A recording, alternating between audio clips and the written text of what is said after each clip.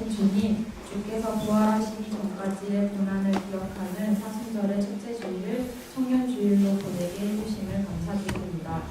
지평 청년들이 참여하는 오늘 예배를 주님께서 기쁘게 받아주시길 기도드립니다. 지난 겨울이 길고 추웠던 것만큼 따뜻한 햇살에 큰 고마움을 느끼는 유진입니다. 하지만 숨조차 쉬기 어려울 만큼 심한 미세먼지에 또다시 인간은 자연 앞에 작아지고 맙니다. 주님, 이 모든 것이 무자비한 개발에 지친 자연이 인간들에게 내리는 엄중한 경고임을 압니다. 잊지 않게 하시고 반성하게 하시고 주님이 주신 자연세계의 회복을 위해 간구하고 실천하는 지평교우들 될 수 있도록 인도해 주시옵소서. 평화를 사랑하시는 주님, 주님의 뜻과는 다르게 우리가 살아가고 있는 세상은 많은 폭력과 억압으로 가득합니다. 끊임없는 전쟁과 가난에 허덕이는 사람들, 외세의 입김에 매 순간 흔들리는 한반도 남과 북의 관계, 또 주님의 뜻을 따라 살아가기 위해 노력하지만 현실의 어려움으로 인해 여러 번 낙담하는 우리의 모습을 봅니다. 평화와 사랑의 주님, 상처받은 우리의 마음을 어루만져 주시고 새로 일어날 용기와 힘을 주셔서 새로운 희망, 새로운 평화 세상을 꿈꿀 수 있도록 이끌어 주시옵소서. 주님, 주님께서는 우리 곁에 언제나 함께 계심을 믿습니다. 또한 그 모습은 높은 명예와 권력과 부를 가진 모습이 아니라 낮고 연약한 자의 모습임을 믿습니다. 어린아이와 여성, 노인, 장애인, 성소수자, 이주노동자, 난민 그리고 청년의 모습 속에 존귀한 주님의 형상을 보게 하셔서 우리 사회 속 그들의 존재를 잊지 않게 하시고 그들과 함께 살아갈 수 있도록 인도하여 주시옵소서. 곧 20주년을 맞이하는 지평교회를 위해 기도합니다. 20년 동안 많은 청년들을 만나 공동체 속에 품고 그들을 성장시킨 지평교회와 교우들의 사랑에 감사를 드립니다. 앞으로도 지평공동체가 세상을 살다 돌아온 청년들을 따뜻하게 품어줄 수 있는 공간이 될 수 있게 하시고 청년들이 세상의 수많은 가치 중에도 주님의 이상을 꿈꿀 수 있도록 지혜를 나누는 공동체가 되게 하옵소서. 흘러간 20년의 시간을 함께한 어르신들의 건강과 평안을 허락하셔서 앞으로의 시간 동안 또한 함께하게 하시고 새로운 미래를 나눌 아이들에게도 주님의 사랑이 함께하셔서 그들의 건강과 웃음을 지켜주시옵소서. 모든 지평교우 가정의 평화를 위해 기도하며 사랑이 많으신 예수님의 이름으로 기도드렸습니다. 아멘. 이방인으로 태어난 여러분, 지난날을 생각해 보십시오. 여러분은 단지 몸에다 사람의 손으로 행하는 할례를 받은 소위 할례자로부터 할례를 받지 않는 사람들이라는 말을 들었습니다. 그때 여러분은 그리스도와는 아무 관계도 없었고 이스라엘 시민권도 없는 외국인으로서의 약속의 계약에서 죄는 채 이 세상에 어떠한 희망도 하나님도 없이 살아온 사람들이었습니다. 이렇게 여러분이 전에는 하나님과 멀리 떨어져 있었지만 이제는 그리스도께서 피를 흘리심으로써 그리스도 예수를 말미암아 하나님과 가까워졌습니다. 그리스도야말로 우리의 평화이십니다. 그분은 자신의 몸을 바쳐서 유다인과 이방인이 서로 원수가 되어 갈리게 했던 담을 헐어버리시고 그들을 화해시켜 하나로 만드시고 율법 조문과 규정을 모두 폐지하였습니다. 그리스도께서는 자신을 희생하여 유다인과 이방인을 하나의 새 민족으로 만들어 평화를 이룩하시고 또 십자가에서 죽으심으로써 둘을 한 몸으로 만드셔서 하나님과 화해시키고 원수되었던 모든 요소를 없이 하였습니다. 이렇게 그리스도께서는 세상에 오셔서 하나님과 멀리 떨어져 있던 여러분에게나 가까이 있던 유다인들에게나 다같이 평화의 기쁜 소식을 전해주셨습니다. 그래서 이방인 여러분과 우리 유다인들은 모두 그리스도로 말미암아 같은 성령을 받아 아버지께로 가까이 나아가게 되었습니다. 이제 여러분은 외국인도 아니고 나그네도 아닙니다. 성도들과 같은 한 시민이며 하나님의 한 가족입니다. 여러분이 건물이라면 그리스도께서는 그 건물의 가장 요긴한 모퉁이 돌이 되시며 사도들과 예언자들은 그 건물의 기초가 됩니다. 온 건물은 이 모퉁이 돌을 중심으로 서로 연결되고 점점 커져서 주님의 거룩한 성전이 됩니다. 여러분도 이 모퉁이 돌을 중심으로 함께 세워져서 신령한 하나님의 집이 되는 것입니다. 아멘. 예, 말씀 가운데 은혜와 깨달음을 얻기를 바랍니다.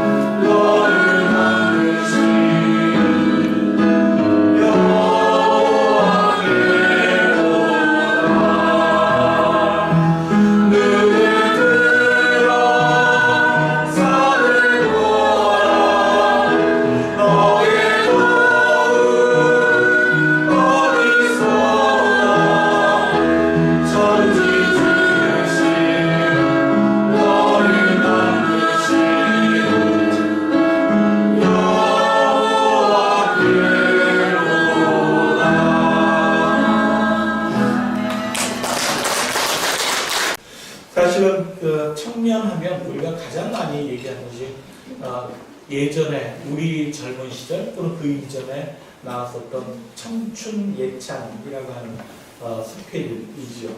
이상은의 이야기인데, 청춘 이는 듣기만 하여도 가슴이 설레는 말이다.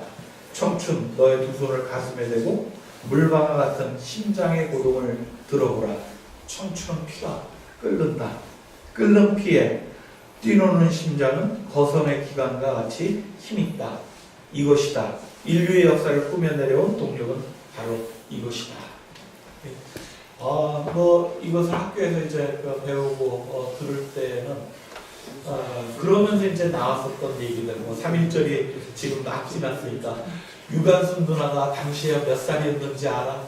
4.19 세대들이 다 그 중고생들, 막 이런 젊은 피, 이런 친구들이 독재 시대를 뚫고 민주화를 이루고 이래서 청춘이 바로 인생에 있어서 가장 최고의 시대야 라고 그렇게 하는 막 이런 이야기들이 범람했으니까요. 그러니까 당시에 이 청춘예찬을 읽는 우리들도 정말 피가 끓고 막 이렇게 뜨겁고 뭔가 다 할 수 있는 것 같은 그런 부푼 마음들이 많이 있었던 것 같습니다. 하지만 좀 아까 말씀드린 것처럼 요즘의 청년들에게는 이런 청춘예찬과 같은 이야기를 하면 정말 꼰대들 이러고서 바로 그 사람하고 얘기를 단절시켜 버리는 그런 현상들을 왕왕 보게 되어집니다. 삼포시대 다 아는 거죠. 연애, 결혼, 출산 이런 거 다 포기했다.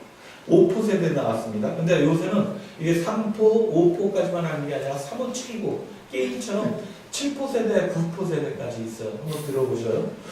5포 세대는 이 세 가지의 취업 그리고 내 집 마련, 이거 내 저녁에, 그래서 5포 세대 5가지 포기했다 얘기합니다. 7포 세대는 여기에 뭐를 더 하는 걸까요? 내차까지도 가지 않습니다. 인간관계, 그리고 희망. 아까 선집사님이 아예 포기하는 것을 다 배워서 그냥 사회에 나오는데 인간관계를 포기하고 희망 자체가 하는 걸 포기한다고. 9포 세대, 3호, 7구까지 완성해야죠. 9포 세대는 뭐가 있을까요? 여기에 두 가지 더 합니다. 이거는 만들려고 만든 것 같긴 한데 한 가지는 외모 관리. 외모 관리는 사실은 어른들이 들을 때 좀 사치스러운 거 아니야? 그런데 외모 관리 포기했는데 거기에 나머지 한 가지 건강까지 포기했다. 이렇게. 그러니까 3호, 7구 세대를 살아가는 우리 청년들에게 좀 아까 말씀드렸던 이상은의 청춘 예찬과 같은 피가 끓고 푸른 꿈과 이 역사를 이끌어가는 그런 시대의 주역들이라는 얘기가 다르게 생각하면 얼마나 잔인한가. 자기의 건강까지 희망까지 그렇게 포기한 세대들에게 이 인류 역사의 십자가까지 질만한 나이다 라고 얘기하는 것이 참으로 이것은 너무 빡하고 냉정한 이야기하는 그런 생각을 갖게 됩니다. 그럼에도 아쉽지요. 안타깝습니다. 그래도 저 시절에 20살, 30살 이 시절에 그들마저 이 인류의 역사를 이 시대의 희망을 포기하고 아무것도 갖지 않는다면 그럼 우리가 살아가는 이 사회, 이 세상은 어떻게 되어질 것인가 라고 하는 암담함이 머리를 치는 것을 어쩔 수가 없습니다. 물론 아프니까 청춘이다 이런 식의 낭만적인 청년 갱생 프로젝트 같은 그런 얘기를 전하고자 하는 건 아닙니다. 아프면 환자죠. 아프면 청춘이 아닙니다. 당연히 아파하는 세대들에게 우리는 그의 적절한 치료, 돌봄 이것이 우선되어져야 하는 것은 분명한 사실입니다.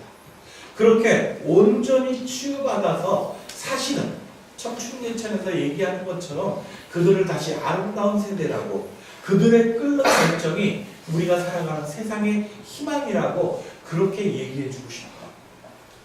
그래서 먼저 온전히 그들의 치유에 집중할 수 있는 그런 우리 세대가 되어지기를 간절히 오늘 이 청년주의를 맞아서 우리 교우들과 함께 기도하기를 바랍니다. 오늘 본문의 말씀 에베소서 2장 11절부터 22절까지 이 본문 말씀과 두루누리 있다라고 하는 이 제목은 우리 기장 교단에 속해 있는 모든 교회다 라고는 얘기할 수 없겠죠. 청년주일로 지키는 교회에서, 그것도 목사가 취사 선택해서 이거로 해야 되겠다라고, 청년 설교를 해야 되겠다라고 선택한 교회들에선 같은 부분과 같은 제목을 가지고 오늘 설교를 하게 되어 있습니다. 에베소 교회, 초대교회입니다. 에베소라고 하는 지역 자체는 항구 도시였고, 그리고 동방으로 이어지는, 로마 제국 시대니까 로마가 아주 굉장히 소중하게 여겼던 도시였어요. 왜? 동방으로 진출할 수 있는 큰 두 개의 도로가 연결되어지는 이곳을 지나서 두 개의 큰 도로로 진출할 수 있고 자신들의 야욕을 뻗쳐나갈 수 있는 그런 핵심 기지였다라고 얘기할 수 있습니다. 이 에베소는 항구 도시라고 말씀드렸는데, 그렇기 때문에 많은 투자가 이루어졌고 사람들도 오가면서 이 속에서는 여러 가치관들이 서로 함께 부딪히고 때로는 싸움도 일어나지만 발전해 나가는 그런 풍성한 도시이기도 했습니다. 무엇보다 이 도시에서 이루어지고 있는 것은 승자승, 즉 경쟁과 그것에 인한 결과물로 승리를 따먹을 수 있는 이런 가치관이 그냥 너무나도 자연스럽게 그렇게 지배되어지는 그런 도시가 에베소 도시였다라고 얘기할 수 있습니다. 마치 이 에베소 도시는 21세기 살아가는 우리 한국에서 서울을 비롯한 이 수도권에서 치열하게 싸우고 경쟁해서 거기서 살아남아야만, 그래야만 승리자가 되어질 수 있는, 그리고 그것이 당연한 이 시대를 살아가는 사람들의 가치다라고 그렇게 통용되어지는 이 서울을 닮아 있습니다. 로마 제국이 갖고 있는 자신들의 야욕을 채우기 위한 그런 어떤 제국의 질서가 오늘 이 시대를 감싸고 있는 자본주의적 질서, 승자승의 가치, 이런 것들과 닮아 있다면 에베소서는 마치 21세기 오늘 한국의 도시 문화와 그대로 견주어서 바라볼 수 있는 거죠. 이런 곳에 초대교회가 세워졌어요. 에베소 이런 도심 지역의 교회가 세워졌다라고 하는 것은 굉장히 큰 의미를 갖고 있는 거죠. 왜? 이렇게 세워진 초대교회의 가치는 바로 제국의 가치와 맞서는 예수 그리스도의 십자가의 길이기 때문입니다. 지난주에도 제가 설교 중에 잠깐 말씀드렸습니다만 우리 청소년, 청년들에게 서로 경쟁하지 말자, 그렇게 살아가서 우리 사회에 희망 없다, 이렇게 말씀드렸는데, 초대교회, 아니 예수가 걸으시고 예수가 살면서 우리에게 전했던 복음의 유일한 것, 그것은 앞서가는 자, 뒤처지는 자, 이 모든 것이 함께 더불어 살아가야 된다라고 하는 말씀에 다르지 않습니다. 그렇기 때문에 그런 예수의 정신을 본받아서 이제 모든 이들이 세대를 뛰어넘고 계층을 뛰어넘고 태어나는 계급을 뛰어넘어서 가지고 있는, 움켜쥐고 있는 물질과 자신의 모든 기득권들, 이것을 하나로 융합시켜 그 모든 것들이 다 필요한 자가 가질 만큼 서로 나누어 쓰는 공동체, 이게 초대교회잖아요. 사도행전에서 얘기하고 있는 초대교회가 서로 모든 것을 다 내놓고 함께 나누는 겁니다. 그런 공동체가 이 경쟁의 도시 에베소에 딱 들어섰으니 이 에베소 자체의 교회가, 초대교회가 들어서는 얼마나 큰 의미를 지니고 있겠습니까? 그래서 우리는 흔히들 한국 교회뿐만 아니라 21세기를 살아가면서 요새 현대 교회들 가운데 교회가 위기에 처하거나 종교가 사회로부터 지탄을 받을 때마다 초대교회로 돌아가자. 재작년 우리 500주년 맞았을 때도 그래서 초대교회로 돌아가서 우리 제2의 종교개혁을 이뤄야겠다. 이런 얘기들 많이 했잖아요. 그러니까 초대교회는 모든 것에 우리 현대 기독교인들이 바라볼 때 돌아가야 할 모범입니다. 근데 실제 초대교회의 모습이 그랬냐? 그러지 않았어요.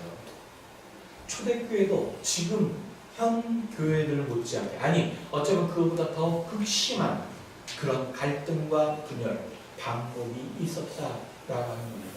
오늘 본문을 다시 한번 보세요. 이방인으로 태어난 여러분, 지난 일을 생각해 보십시오. 여러분은 단지 몸에다 사람의 손으로 행하는 할례를 받은 소위 할례자로부터 할례 받지 않은 사람들이라 하는 말을 들었습니다. 벌써 단어가 심상치 않죠? 예. 이방인과 그러니까 주류와 비주류가 이 안에 이미 섞여져 있는 것을 봅니다. 어떤 사람들이냐? 그 사람들은 이 모든 하나님과의 이스라엘의 계약으로부터 제약돼서 이 세상에서 희망도 하나님도 없이 살아온 사람들입니다. 아까 말씀드렸던 우리 3포 세대, 5포 세대, 7포 세대, 9포 세대처럼 그들은 그 시대를 살아가는 희망조차, 아니 자기가 왜 이 세상에 태어났는지조차 알 수 없고 태어난 것이 죄인 그런 사람들이라 여기며 그렇게 이 에베소라고 하는 도시에서 살고 있었던 사람입니다. 그런 사람들이 함께 교회에 모였어요. 그런데 그런 사람만 온 것이냐? 그러지 않죠. 가지고 있었던 사람들, 자기가 주류다, 나는 이방인이 아니라 선택된 민족이다 라는 할례받은 유대인들도 와 있었다는 거예요. 단순히 예수님을 믿겠다라는 고백만으로 그들이 선조로부터 물려받았던 이 성경 사상이 깨어져 있지 않았습니다. 율법과 그에 따른 제도를 지키며 살아왔던 선택된 백성, 그래서 자기 몸에 신체에 자신은 선택받은 민족이다라는 것을 할례를 받음으로써 그렇게 뚜렷이 새기고 있었던 자신들이 그저 예수 믿는다는 것 하나만으로 같은 교인이라 헤헤거리고 밥을 나눠 먹으려고 그러고 가지고 있는 것을 무조건 달라고 하는 그 못돼 먹은 사람들을 절대 받아들일 수 없었다. 그들을 향해 공격합니다. 너는 하나님의 자녀가 아니야. 예수 믿는다고 같은 교회 나온다고 우리가 한 부류인 것 같아? 네가 지고 살아가야 되는 의의 세계가 우리 갑을 어찌 침범할 수 있어? 라는 분노가 초대교회 안에서 흘러나오고 있었다고 해요. 지표교회 여러분, 이 이방 그리스도인들을 다르게 그 안에 우리를 등치시켜서 한번 다시 읽어보십시오. 진짜 이방 그리스도인들이 우리 이 땅에 들어와 있는 외국인 노동자들일 수도 있지요. 조국에서 벌어지고 있는 전쟁을 피해서 도망쳐 나왔는데 난민이 아니라 우리의 일자리를 뺏어가는 나쁜 놈들이라고 그렇게 당장 이 나라를 떠나라고 그렇게 압박받았던 그런 제주의 이방인들일 수 있습니다. 하지만 그들만 이방인인가요? 그렇지 않잖아요. 이 시대를 살아가는 우리 젊은이들도 사실은 주류 세력들에 의해서 이방인처럼 그렇게 내몰린 게 일수 아닙니까? 제대로 된 정규직 자리 하나 찾아내는 것이 정말 얼마나 힘든 일인지 젊은 세대들이 다 압니다. 그래서 고작고작 해야 얻을 수 있는 알바 자리 하나도 그들은 자신들의 권리를 온전히 챙겨내가지 못하는 것, 이것이 우리들의 현 시대입니다. 그런데 청년주의라고 해서 청년들만 그런가요? 그러지 않죠. 노인들도 마찬가지입니다. 여러분들이 혐오할 수도 있는 이 시대 속에 권리적거리는 그런 세대라고 하는 노인들도 그들이 피땀 흘려 살았던 청춘의 그 젊은 시절의 모든 것을 다 쏟아내고 이제는 몸은 쇠하고 이 시대 속에 이 나라에서 주어지는 역할이 없을 뿐인데 그들은 마치 잉여되어진 사람들처럼 그렇게 이방인처럼 우리 세대로부터 몰아져 나가고 있는 거잖아요. 갑과 을로 주류와 비주류로 세대와 세대로 계층 갈등이 이렇게 벌어지고 서로를 못 밀어내서 안달인 그런 시대, 그것이 청춘들뿐만 아니라 우리 모두가 살아가고 있는 또 하나의 지금 현실이라고 하는 것을 우리는 인정해야 합니다. 여러분, 이렇게 바라보니 초대교회뿐만 아니라 인류의 역사에서 사실은 우리가 돌아가야 할 고향이 어디인가, 그 시대가 언제쯤인가 라고 하는 것을 찾기가 참 어렵죠. 그럼에도 불구하고 많은 그리스도인들이 초대교회로 돌아가자라고 하는 이유는 한 가지 있습니다. 아니 어쩌면 이것이 전부이고 이것이 가장 중요한 이유입니다.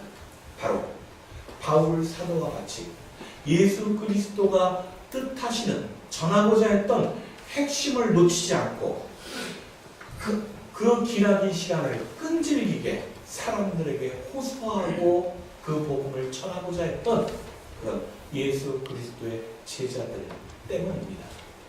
바울 사도가 그렇게 이 에베소 교인들에게 보냈던 이 편지를 그저 우리는 밋밋하게 읽어 내려가는 그런 시대를 살고 있지만 사실은 눈물을 흘리며 자신의 폐두를 찌르는 듯한 아픔을 가지고 그리고 가장 깊은 탄식과 함께 간절한 마음으로 이 에베소 교인들에게 편지를 썼다라고 얘기를 하고 있어요. 그래서 지금은 여러분들이 갈등하고 분열하고 있지만 에베소 교인들이요, 우리가 어떤 사람들입니까? 예수 그리스도께서 우리를 위해 당신을 희생함으로써 그래서 우리 사이에 막혀 있었던 모든 담들을 허물고 하나님과 하나 되게 하고 서로 우리가 더불어 살아갈 수 있는 공동체로 우리를 이끌어 주신 겁니다 라고 얘기하고 있습니다. 본문은 바로 그런 이야기입니다. 막힌 담을 허물고 화해가 이루어지는 그 역사가 예수의 한 사람의 희생을 통해서 우리에게 전달되어지고 있다. 그러니 그분을 믿는다고 고백한 우리 모두는 지금 이런 반목과 갈등 이런 것들을 넘어서서 한 형제 자매로 그렇게 살아가야 된다라고 얘기하고 있는 겁니다. 오늘 이 본문들이 우리 이 시대에도 여전히 중요한 이유는 바로 여기 있는 거죠. 혼란을 겪을 수 있습니다. 분열이 있을 수 있어요. 미움과 증오가 서로를 갈등으로 반복함으로써 그렇게 마주하게 만들 수 있습니다. 문제는 우리 신학 공동체 안에 한국 교회 안에 예수 그리스도의 이 희생적 사랑을 끈질기게 전파하고 잊지 말자고 호소하는 눈물 어린 사람들이 있느냐라고 하는 거예요. 그 소망을 가지고 있느냐라고 하는 것이 바로 가장 중요한 교회의 생명력이 되어질 것이다 라고 합니다. 오늘 사순절이죠. 사순절이어서 저도 일부러 이렇게 복장도 사순절의 상징 색깔이 보라색이거든요. 보라를 상징하는 보라색입니다.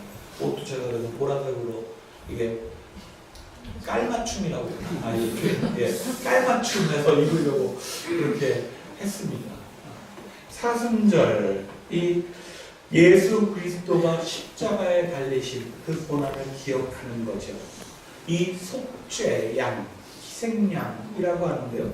이 속죄라고 하는 영어가 어토먼트라고 그렇게 얘기합니다.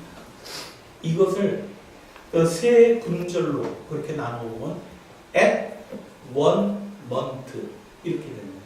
어토먼트, 속죄라고 하는 at one month 이렇게 됩니다. 가운데 뭐가 있는 거죠? 원이 있고 한 사람,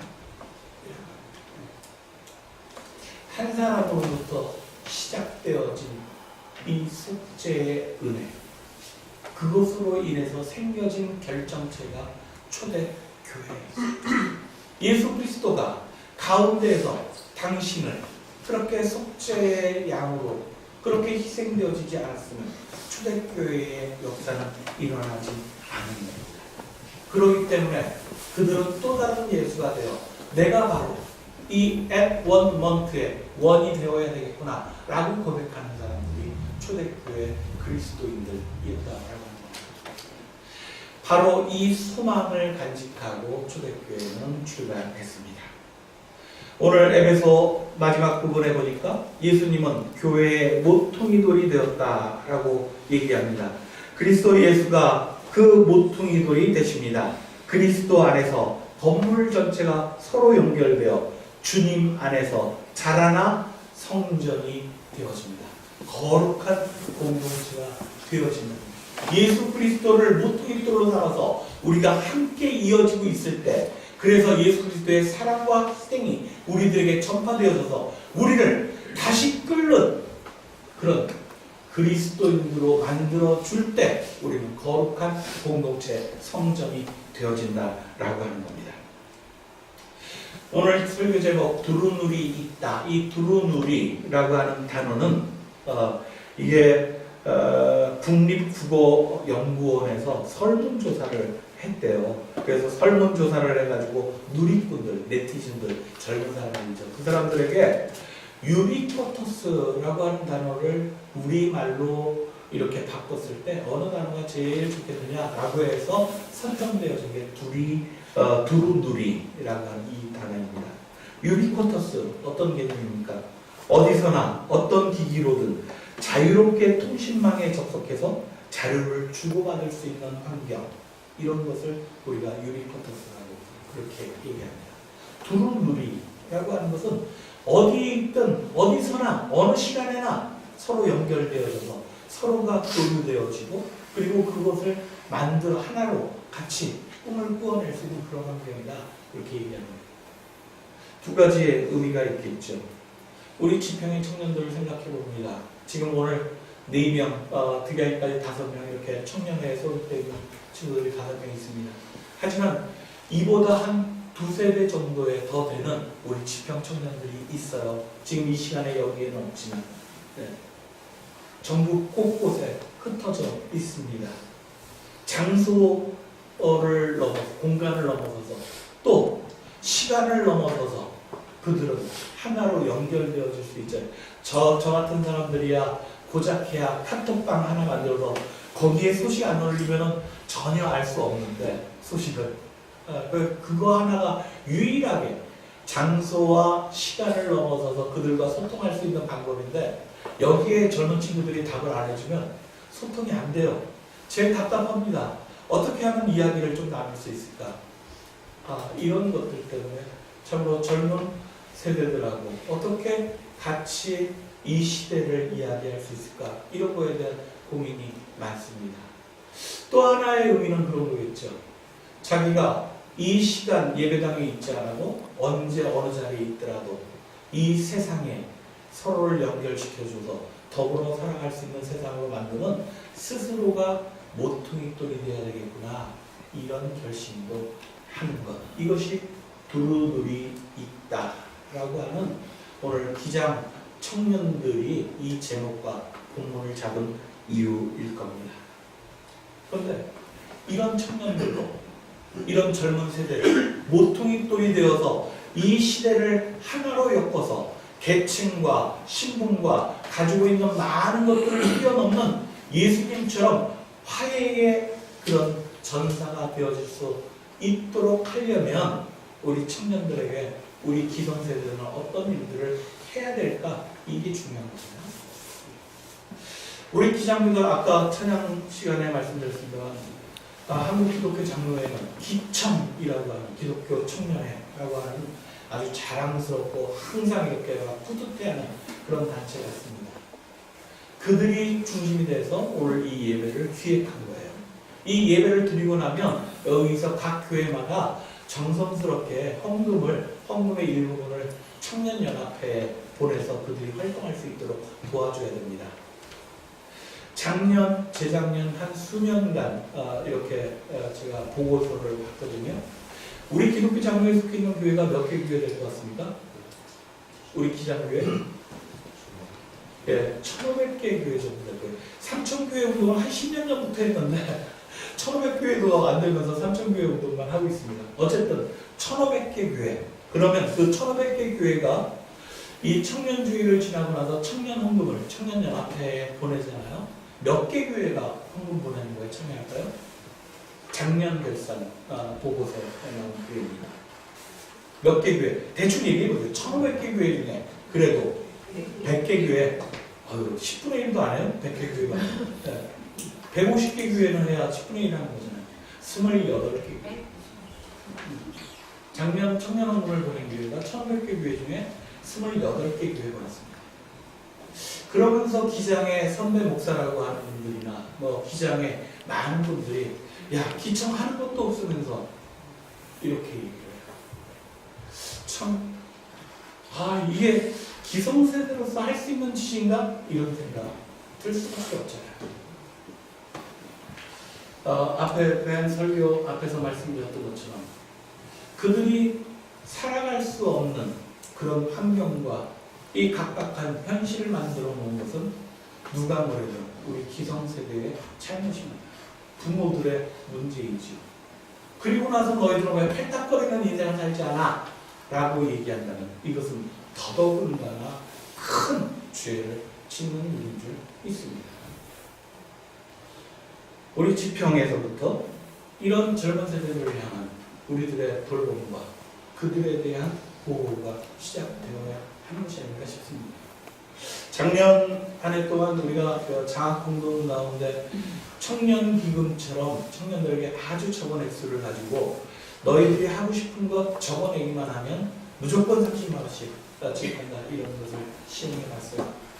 한 300만 원 주는 거였으면 더 좋았겠지만 하여튼 우리들의 마음이나 생각하고 너희들이 이것 좀 한번 해. 그러면서 조금 다른 것이 그냥 무조건 여행을 가든 책을 사든 뭘 하든 적어내기만 하면 그 다음에 어떻게 썼는지 영수증 보고서 받지 않을 거야. 이렇게 얘기했어요. 왜?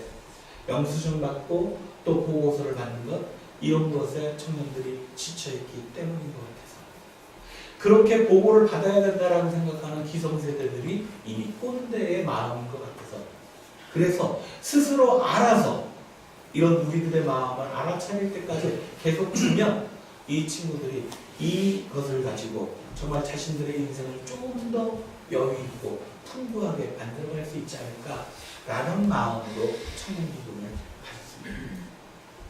그렇습니다.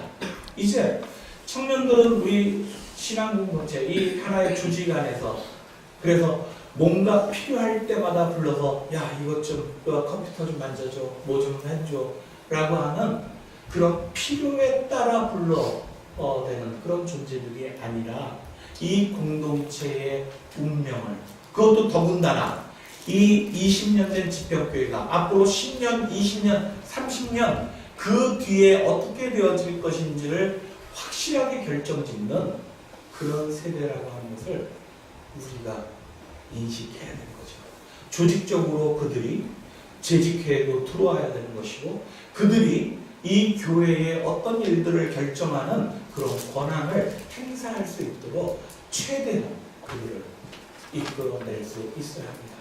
그리고 스스로에게도 저는 개인적으로 설교 준비하면서 청년기금 정도가 아니라 아예 우리 지평신앙공동체 1년 예산 뭐 한 1억 가까이 되잖아요. 그러니까 그런 거 중에 뭐 한 2, 3천 정도 진짜 딱 청년들이 스스로가 예산을 세워보고 청년들 스스로가 그것을 집행해보고 그거에 대한 책임도 자기 스스로를 지어갈 수 있도록 그렇게 예산의 계획과 집행과 모든 결과를 이런 것들도 맡겨보면 좋겠다 이런 생각이 들었습니다. 그렇게 한다는 건 아닙니다. 김치국 마시지 말고 그런 생각이 들었어요.